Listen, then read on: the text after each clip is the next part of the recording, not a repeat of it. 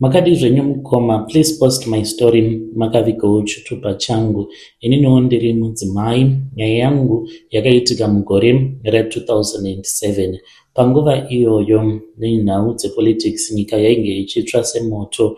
Iniwo ndainge ndiri pakati pematongerwo ezvenyika. Ndainge ndiri chairlady kunzvimbo kwatainge tichigara. Ndainge ndiine simba rekutaura zvandainge ndichida kuti zvinge zvichizoitwa. Madonors ekuEurope nekuAmerica vaitumidzira mari dzakawanda. Mari dzatainge tichitumidzirwa isusu dzainge dziri mari dzekuti tinge tichizotenga matishirts kana kuorder matishirts avo anenge akaprintwa nechikare, kugadzira maposters uye zvekare nekuita branding mumakombi nemakombi ekutakura vanhu vachiendeswa kumarali. Asi mukomanashe zvinhu zvainge zvichidhurawo panguva yacho iyoyo. Ndakatarisa mari iyo yainge iri mumaoko mangu, ndikatarisa vana vangu mupenyu hwakaoma. Tainge tichitoroja zvedu, ndichati tainge tichiroja kuwaterfalls. Satani akandizevezera munzeve dzangu akati, iwe tarira uone kuti imi muri kungoshandiswa muchingomhanya muchingoti pese bha musina kana chamuri kumbopiwa. Vanhu vakuru vanopawo 1, sei iwe uchida kufira struggle isingakupi kana cent. Ndakabva ndatora mari yose iya ndikabva ndanyepera pati kuti mapurisa ainge akauya akaredha kumba kwedu. Iniwo ndikabva ndatenga tiketi nevana vangu nemurume tikatizira kuno kuChina. Usiku hwacho hwatakaronga zvinhu izvozvo, takasvika kuno kuChina. Mari tainge tiinayo, dhiri iri ndakaribatsirwa neumwe uyo aipota achiuya pamba pangu. Ndainge ndisingatozvizivi kuti ainge ari weintelligence. Aipota achingouya pamba pangu. Ndakaenda paari, ainge ari muZRP. Ndikamuudza kuti tainge tiina mari yatainge tiinayo yatainge tichida kuburitsa munyika. Ndobva akazogara nesu pasi kwava kutiudza kuti ainge akatotumwa kuti ange achiferefeta nekuziva kuda kuziva kuti tainge tichimboita nezvei. Takabva tachizotanga mabusinesses edu tauya kuno ekutenga hembe masecond hand. I think kuti ndisu vamwe vevamwe vakatotanga nazvo mhani zvinhu izvi zvokuunza hembe dziri mumacontainer ndichidzitengesera. Ndakatanga kuTanzania, kuzonoti vana Zambia, Africa yose mhani mushure mekunge tazoita syndicate nemaNigerian. Ndakange ndatova umwe munhu izvo zvekunzi MDC chairlady ari kutsvakwa akashayikwa. Isu tainge tisitomborina kana basa nazvo. Vamwe vaitofungidzira kuti takazobiwa tikaenda tikanourawa zvaiitika makore acho iwawo. Saka murume wangu iye akatoti hazvina kana basa.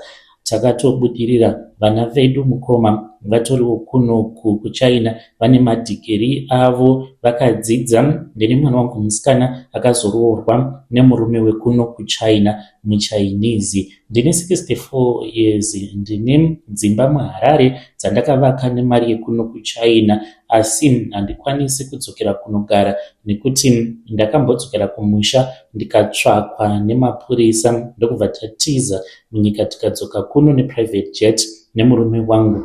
Saka ndo nyaya iyo yakaitika makore acho iwawo. Ndinoda kungoreurura kuti vanhu vange vachizviziva kuti handisiremi ndega ndaita zvinhu zvakadai. Ndingangoti mumapato akasiyana siyana. Kana uri paunenge uri unenge wotongodyirawo ipapo paunenge uri.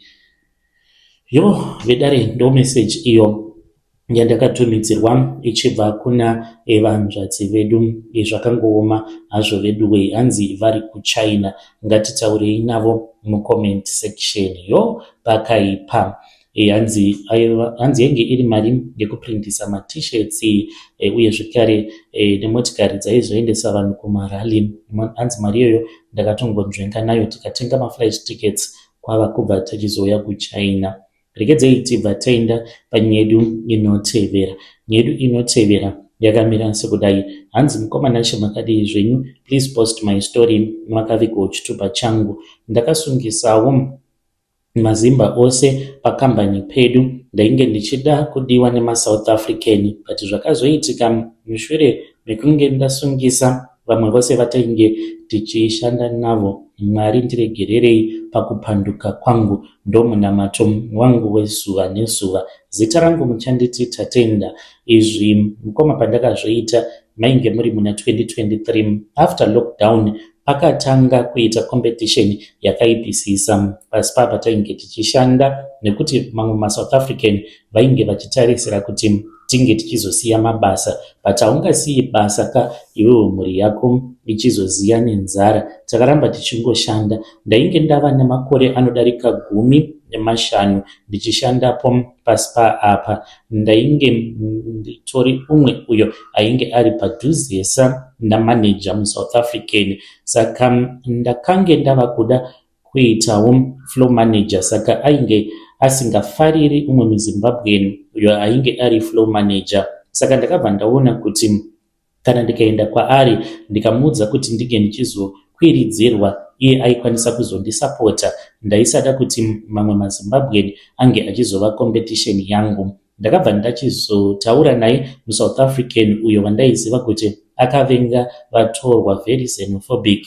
Ndikati kwaari, imi ndimi mune nyika yenyu, mazimba aya ari kukuurayirai basa. Pose panenge pachinzi pane mazimba anenge achishandapo, mari inoramba ichiita shoma. Ndakatanga kuvapa mazita emunhu wose ainge asina maZEP permits. Ndaida kuratidza kuti ini ndakasiyana navo. Ndakange ndatova saivo ndiri muSouth African and ndine ZEP yangu. Muna June mukoma Nashi gore ra2024 takaita chirongwa chakashata. Ndikafonera kuHome Affairs huri usiku ndikavaudza nguva yechokwadi yatainge tichazova on shift tose. Ndikavapa maadresi uko kwainge kuchigara mamwe mazimba. Zuva rakatevera veHome Affairs vakatouya nekakombi kavo, vakasvika vakapaka pamberi peSpam patinoshanda muGauteng. Vanhu vakatanga kuchema sevana vadiki. Shamwari yangu umwe wandainge ndakatanga kuziva akatondibatsira kuti ndige ndichizopinda basa akati, ko iwe nhaiwe, ko sei pasiri kumbotaura newe? Ndikati ini ndakarongeka kaini.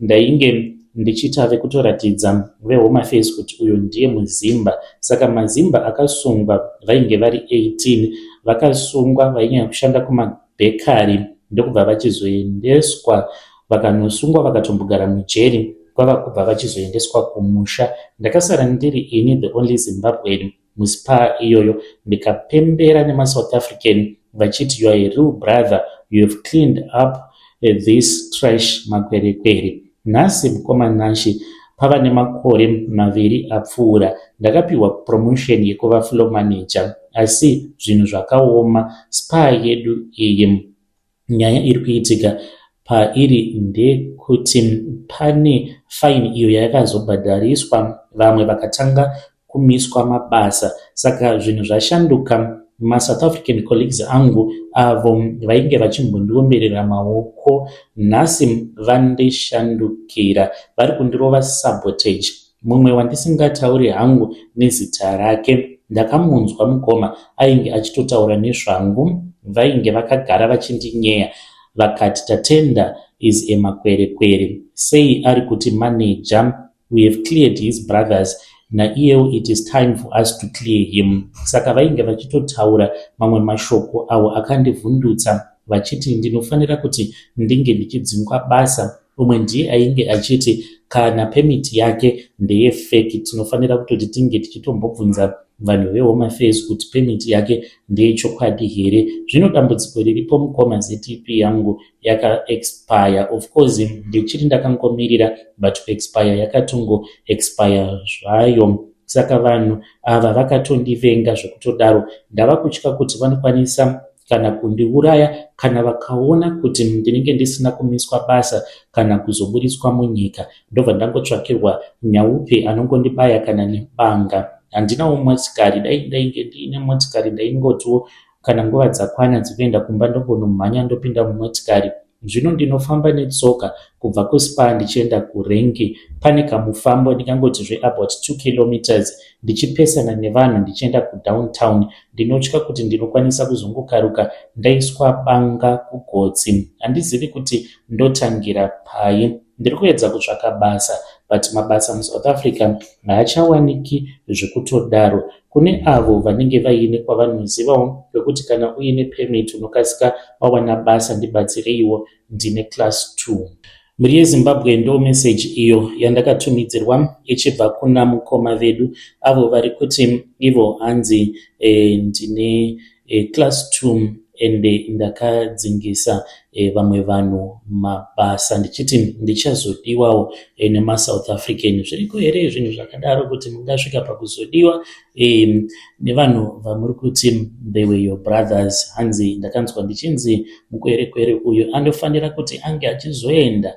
Regedzei tibva taenda panyaya yedu inotevera. Hanzi makadi zvenyu mukoma, please post my story Makaviko chitupa changu. Saka pandakaenda kun'anga mushure mekunge zvinhu zvaoma ndakabva ndapiwa miko iyo yandakanzi ndinofanira kuti ndinge ndichitevedzera 3 times a week.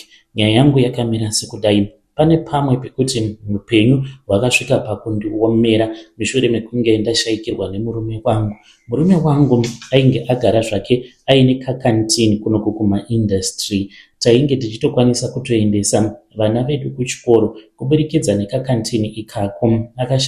Akati ashayika kudaro business pandakazotanga kurirana zvinhu zvainge zvakaoma. Ndakazoitawo munyama wekuti vana bamunini vanenge nave murume wangu vakabva vachizoitawo undyire, ndokubva vachizouya vakabva vachizonditorera chimwe chishedi chandainge ndichishandisa vakatora nemagasi zvekare ndikasara ndiri pazero. Ndakabva ndachizotangidza kuti 1 mistake yakaitika mukoma ndeyekuti mushure mekunge ndakutangidzawo basa kuti ndava kushanda, competition yakabva yanyanyisa. Kwainge kwava nemamwe mamai akawanda vainge vava kuitawo zvekubika sadza uye vatengi vainge vasisina kuwanda, vatengi vainge vari vashoma. Ndakasvika pakushaya mari yekubhadhara muridzi ane kambani yake iri padhuze neapo patinotengesera because iye anoti pamapremises angu. Saka utori nemari yerendi yaunobhadhara. Apa ndaiti kushaya mari yerendi kubasa kumba uye zvekare nechikoro chevana. Saka ndakabva ndachizotaurawo neumwe mukadzi uyu iye aita zvekufamba aitengesa nzungu nezvakangosiyana siyana. Akazoshayika zvake akabva achizoenda neni kune imwe n'anga kuHighfields uko. Saka sekuru ivavo vakabva vati kana ndichida kuti vange vachindibatsira ndaifanira kuti ndinge ndichizotevedzera zvose zvavainge vachazondiudza. Vakati kubva nhasi iwe unenge waita sekunge uri mwana wangu. Vakati unoda here kuti vanhu vange vachizokuteverera senhunzi dzinoteverera nyama?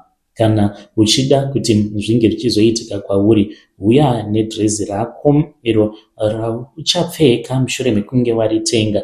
Ucharipfeka drezi iri kwemwedzi wose. Haufaniri kuti unge uchinaiwa wakaripfeka kana kubata mvura wakaripfeka kana kugeza. Ucharara naro, uchaswera naro. Saka ndakatanga kuita saizvozvo. Mwana wangu musikana akatomboregedza kuenda kuchikoro. Taimukira makuseni tokwira mumakombi toenda kubasa. Ndiye aibika, ndiye aiita zvose. Ini ndainge ndisingabate mvura, ndiye aiita zvose. Ndakati ndaita mwedzi ndakabva ndachizoenda nedrezi rangu, ndokubva vakabva vachizotora, handizivi kuti yainge iri nyama yakaita sei, iri nyama yei yemhuka yakaita sei. Ndokubva vatanga kuputira drezi riya nenyama vachizviputira panzvimbo imwe chete. Ndokubva vanditi tinge tichienda kumakuva. Takaenda kumakuva ekuHighfields ndokubva tanosiya nyama iya. Vakati kwandiri, hei nomhiko yandikuda kukupa, vari mumakuva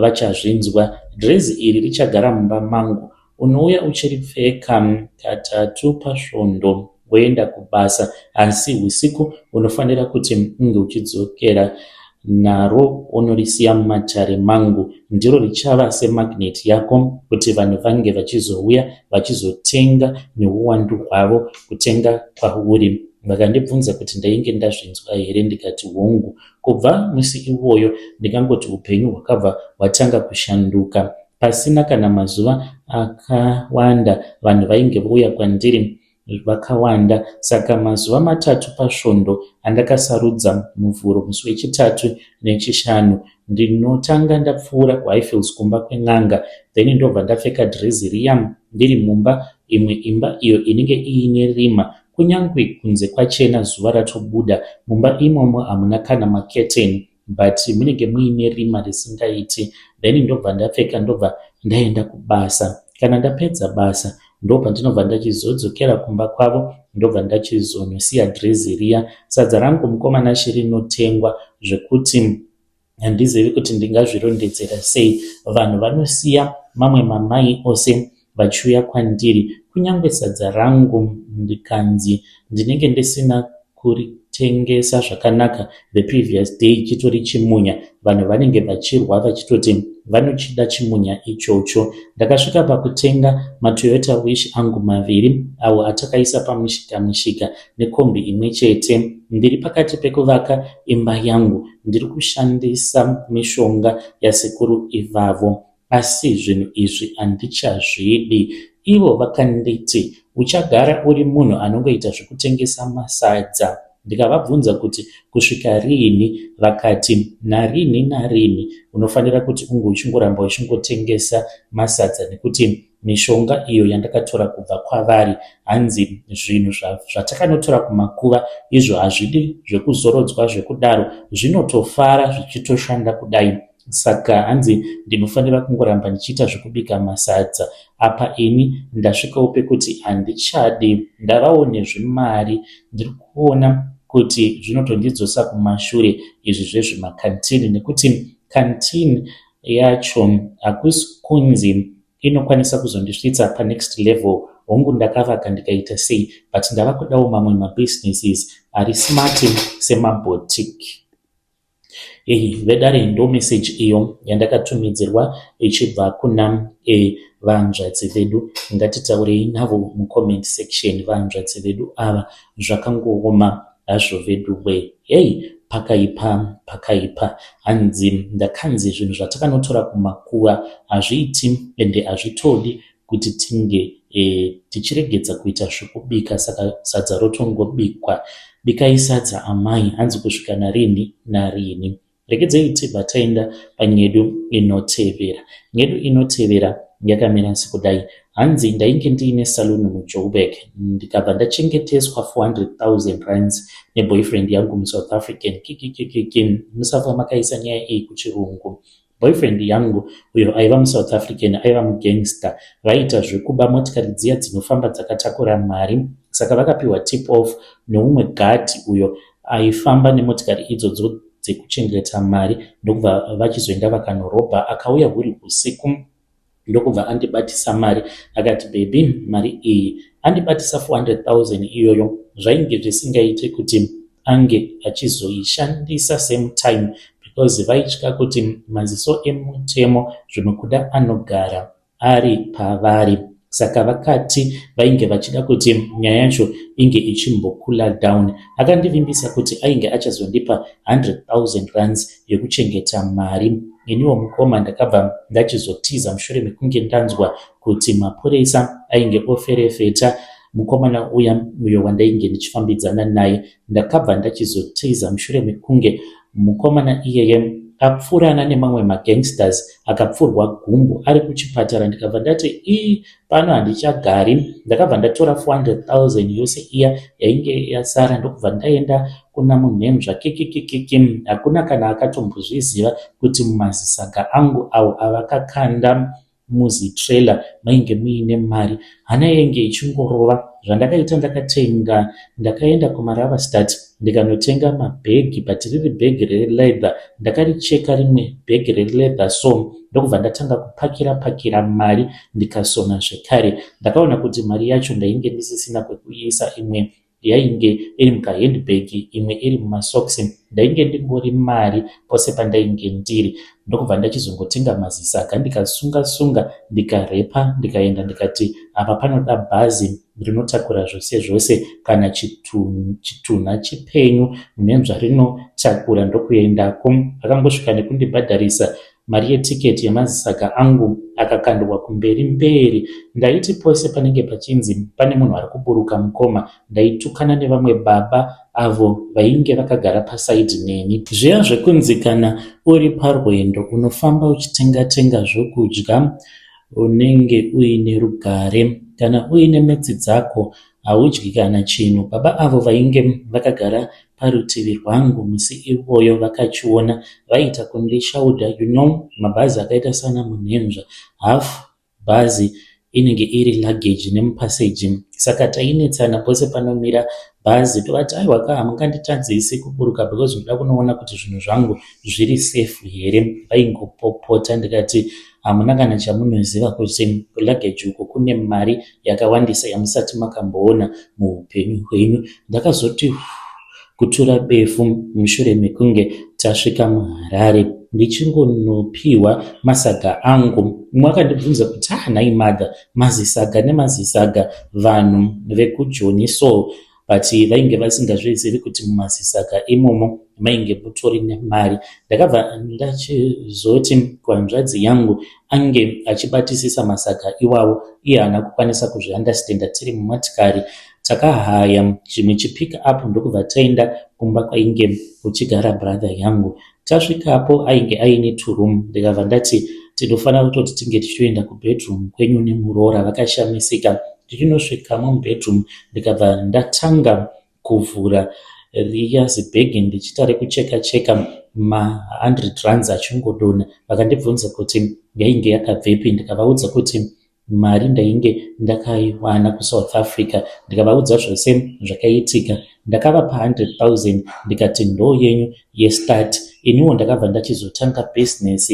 Mwari vakanditungamirira pane zvose zvandakaita. Ndakabva ndachizovhura bhawa rangu ndichati kumazowe, ndikatenga nzvimbo yakakura, ndikavaka loji ino kusvika pari nhasi itori loji yekuti panoitwa maevents, uye zvekare ndikabva ndachizotenga stand ndikavaka imba yangu. Handifi ndakaenda kuSouth Africa nekuda kwezvandakaita. Hameno kana achiri mupenyu, I don't know, he's a gangster. Ndosaka ndati handidi kuti nyaya yangu inge ichizoiswa kuchirungu, ndingapinda busy. Handikwanisi kutodzokera kuSouth Africa nekuda kwezvandakaita. I'm sure kuti kumagangsters nditori munhu anenge achitonzi atori pawanted list. Kikikiki, ndakatorawo mukana ndikaushandisa. Ndinongoda kungokuudzai kuti imi vanhu, especially vechidiki vazhinji vari pasocial media, musangoti munhu wose wamaona achiratidzira pfuma yake. Vamwe vanoratidzira pfuma dzavanenge vasina kushandira. Haasi munhu wose akapfuma nekushanda. Vamwe isu takachengeteswa mari dzevamwe ndokubva tashandisa mukana. Itori money laundering yandakaita. Saka haungambofi wakakwanisa kukompita nemunhu akawana 400 gida same time zvinhu zvake zvikazovhurika.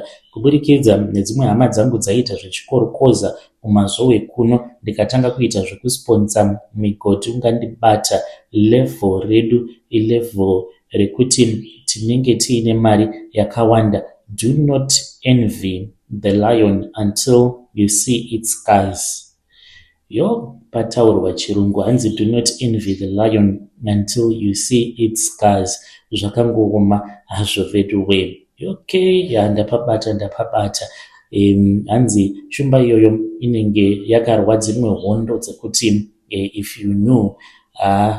Mawan, ngatitaurei navo mucomment section. Regidzai tibva taenda panyedu inotevera. Nyedu inotevera yakamira sekudai so. Hanzi makadi zvenyu mukoma, please post my story Makavika uchitupa changu. Ndakaroya mwana wemuchechi because akachata nemwana wandainge ndichida kuti ange achizorora, my eldest daughter who was 11 years older than him panguva yacho iyoyo, but he refused. His parents refused as well. Ndainge ndagara ndiri elder muchechi. Zvakaitika ipapo hazvina kundifadza. Ndakabatikana, kunyange murume wangu akamboedza kuda kundikanzela. Ndikati kwete, anga akavimbisa wangu mwana kuti ainge achazomurora. Ndikati zvino mwana wangu zvaakura kudai so achazororwa naniko rumbi uyu. but ndakatadza kuzvinzwisisa kuti wangu mwana was 11 years much older. Ndokusaka vabereki vemukomana vakaramba vakaona kuti zvainge zvisingaiti. Saka ini kusaidi kwangu ndakaona sekunge ndainge ndashainirwa nevanhu vainge vari pasi pangu, vainge vasitomborina kana mari nekuti vanganzi vangataura pataitaura isu. Saka ndakabva ndachizoita zvemusoro wangu. Ndainge ndisingadi kuti murume wangu anga achizviziva. Ndikaenda kun'anga tiri ndega in secret. Ndakaenda kuzaka neimwe best friend yangu ainge ariwo mudhikoni muchechi medu. Ndokubva aenda neni tikabva tachizonogadzira mukomana iyeye. Vakazochata zvavo vakagara vose, asi the last time that I heard kwavari many years ago havana mwana, ende ndokusaka ndakaenda kun'anga kuti ndinge ndichivagadzira. Asi sezvisinei huipi hwandakazoita mukoma ndehwekuti wangu mwana akazoti awanawo murume wezera rake. Handina kuzodzokera kun'anga sezvandainge ndakaudzwa nakuko vacho kuti unozodzoka kana wava kuda kumusunungura. Ini ndakangoti zii ndikati handichadzokereko ini, ndikasiyana nazvo. I feel so guilty nekuda kwezvinhu zvandakaita. Vedare ndo message iyo yandakatumidzirwa ichibva kuna my elder. Hama kwikwi kuti my elder muchechi imomo na vamudhikoni voenda kun'anga zvakangooma hazvo vedu we. Rekidzai tibva taenda panyedu inotevera. Nyedu inotevera yakamira sekudai. Hanzi mukomana Ashe makadii zvenyu? Mainge muri mugore ra1999. Pane chimwe chiitiko chakaitika kusvika pari nhasi zvinhu zvakaitika handitozvinzwisisi.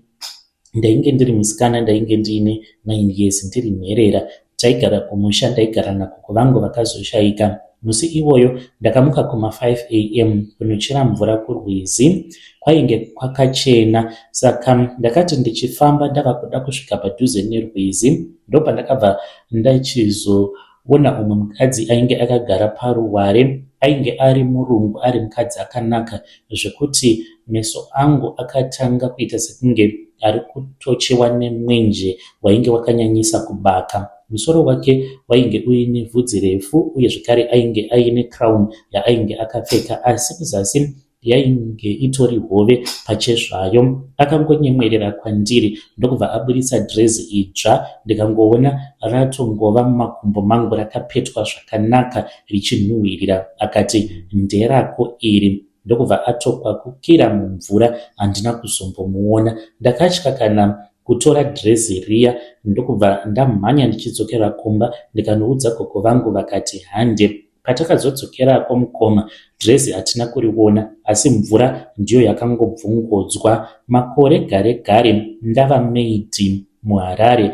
Madhamu vangu vakabva vachizoenda neni kuvacation, not because vainge vachida, but nekuda kwekuti mwana wavo ainetsa chaizvo kana vakafamba vainaye vari vega. Vaindishungurudza mukoma, ndaidya chikafu chembwa ini. Vakati handingambokusiye hande tose undibatsire nemwana. Ndipo pakavhurika mukoma upenyu hwangu. Tiri kuVictoria Falls ndakasangana neumwe murungu wandakasangana naye wandichati Mark, anova ari murume wangu pari nhasi. Saka akabva ati kwandiri, ndakuda ndisati ndakamboona mukadzi akanaka sewe. Akabva andibvisa pahumaid akandiroora. Ndokubva ndachizobuda munyika ndikauya kunoku kwandiri kusvika pari nhasi. Ndigere zvakanaka mukoma. Upenyu hwangu so zvinongoitika ndisina kana kumbofungidzira. Ndine lucky, good luck. My husband, he is an engineer. Takati tadzoka kuno after tagadzirisa mapepa, akangowana rimwe zicontract kuSaudi Arabia uko. Ndokubva tatova mamultimillionaires. Ndigere zvakanaka mukoma, ndine mari yakawandisa. Ndine lucky iri vakabva pazvinhu zvandakaona, even though ndisinganyatsokuzvinzwisisa kuti chii chakaitika ipapo nekutambudzika uko kwatainge tichiita nagogo. Ndinochema dzimwe nguva ndichiti Mwari dai zvaibvira maimutsa gogo vangu vakafa kuti vange vachiona kuti muzukuru wavo pari zvino ari kurarama upenyu hwakanaka sei. Dai upenyu hwaitengwa nemari, ini Mwari ndaivapa mari yose iyo yandiinayo kuti vange vachidzosa gogo vangu only for one day vange vachiona upenyu hwandiri kurarama kuti ndiri kurarama upenyu hwakanaka sei. Ndiyo confession yangu yandiinayo. Ndiri munhu anonamata, handiti zvemanjuzu, but zvakaitika kwandiri zvinotondishamisawo nekundikatyamadza to this very day.